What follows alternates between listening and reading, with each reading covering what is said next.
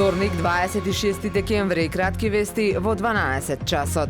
Извештаите од ФИДИК експертот и од Државниот завод за ревизија ќе бидат на следната седница на влада и тие треба да го дадат одговорот што понатаму со изградбата на автопатот Охрид-Кичево, рече директорот на јавното предпријатие за државни патишта Ејуп Рустеми. ФИДИК експертот им доставил извештај со 3 опции: да се продолжи договорот со изведувачот Синохидро, договорот да продолжи со пенали или истиот да се раскине. И покрај сите нивни напори и заложби до изведувачот на изградбата на автопатот Охрид-Кичево, завршувањето на проектот се пролонгирало, како што рече, поради појава на нови свлечишта и обрушување на косините, и во фаза се кога им е потребна експертска помош. Утре во Струга свечено ќе биде отворен новиот пливачки базен. Со ова ќе биде остварено дамнешното ветување дадено на граѓаните. Стружани добиваат модерен и функционален базен на местото каде долги години имаше само урнатини и купишта смет. Во меѓувреме пак покриениот базен во Охрид е се уште недовршен покрај сладките зборови и ветувања кои ги слушаме долги години. Кон крајот на септември првиот човек на Агенцијата за млади и спорт Наумче Мојсовски рече дека Охридскиот базен треба да биде завршен за 1 година.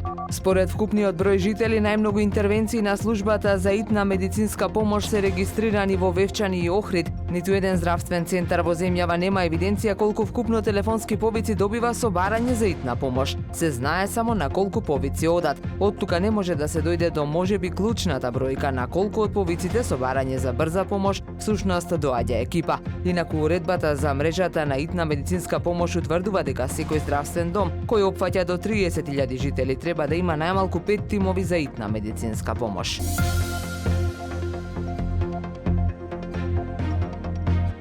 Времето денес сончево и релативно топло со мала до умерена облачност. Дува слаб до умерен југозападен ветер. Максималната температура во Охрид до 14 степени. Повеќе информации на ohridpress.com.mk. Уредник и водител на вестите Даниела Спасик. Технички реализатор Реджеп Селман.